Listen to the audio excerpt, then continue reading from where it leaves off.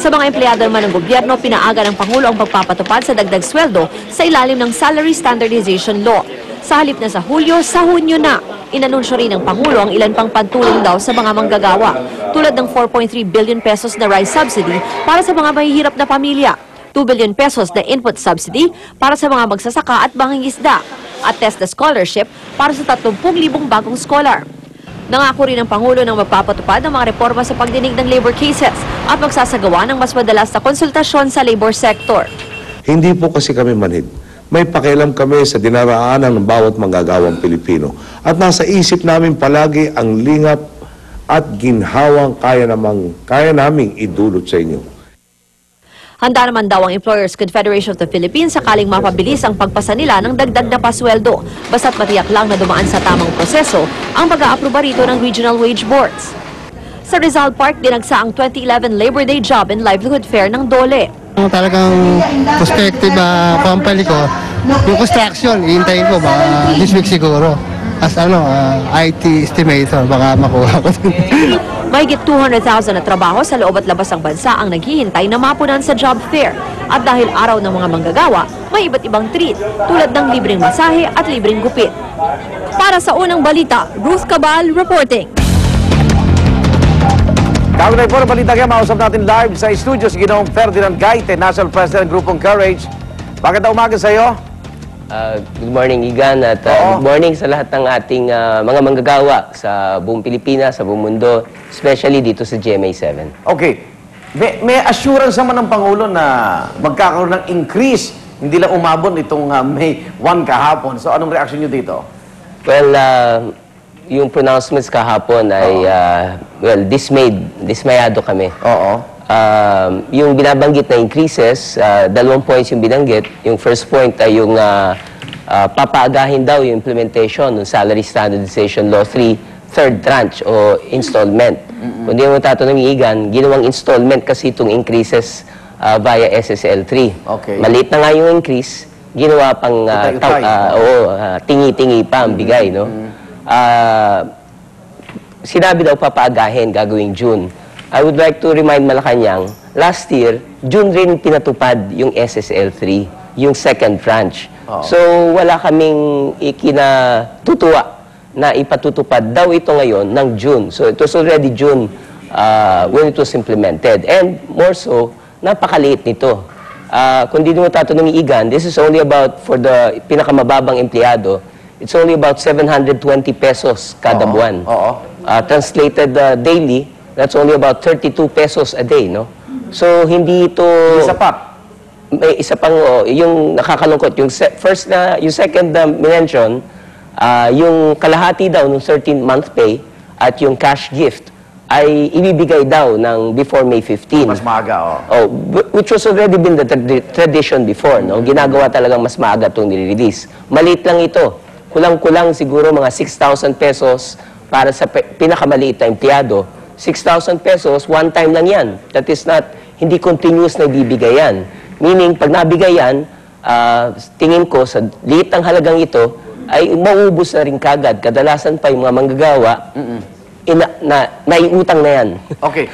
Doon sa issue ng salary standardization, sinasabi rin na tali sila rito di ba? Meron ba kayong move na ito'y panawagan na maamyendahan para ma-adjust pa natin? Dahil pag sinabing, paano dadagdagan ng sahod natin, ito tinatakda ng salary standardization. Ayan, Ferdy. Well, sa government workers, dumadaan through legislation. Unlike sa private sector na dumadaan sa regional wage boards. No? Dapat nga, amendahan na.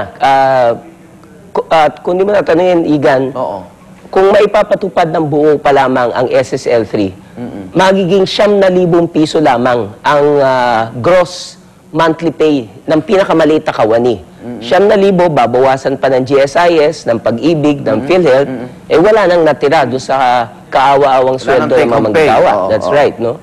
So, kailangan talaga, ang panawagan po ng mga government workers, on top na dapat, sana nga, ang ginawang pronouncement siya kahapon, full implementation na. Kasi 2012 pa ang full implementation Pero kahit na fully implemented nga, kulang pa.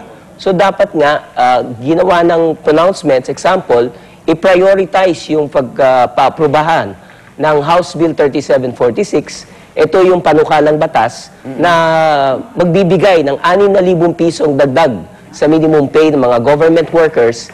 Kasama na rin ang pagsuporta namin sa House Bill 375. Okay. Ito naman yung dagdag sa sahod na 125 pesos daily wage increase sa mga manggagawa naman sa pribadong sektor. Mga magkano yun? Yun sa government workers muna. Anong suma total nun? Kung 6,000 yon, so mga normally sa government workers 22 working days ang ginagamit naming computation. So mga approximately mga 300 pesos mga 300 pesos increase yan daily kung 6,000 ang aming panawagan na monthly na dagdag sa minimum Sa pay. buo na ilang milyon, daang milyon ba yun o Well, kung sa kabuuan, sa kabuuan? Example, nung pinatupad tong SSL3, yung increase na from 6,149 pesos kada buwan, gagawing 9,000 para sa mga government workers. Pero ang masakit niyan, ang mas malaking nakinabang sa SSL3, hindi naman yung mga maliliit na kawani, kundi yung mga malalaking opisyal sa pamahalaan. Umabot ng 138 billion yung kabuuan bilang. No? So, malaki-laking pera din. That's right. Pero gusto ko lang reiterate rin, mismo sabi ni Noynoy, ipatutupad daw niya yung saligang batas. Sinumpaan niyang tungkulin. Sa saligang batas, may provision po sa Article 13, Section 3, na ang sabi na ang sweldo dapat ay umaabot sa nakabubuhay na antas o living wage.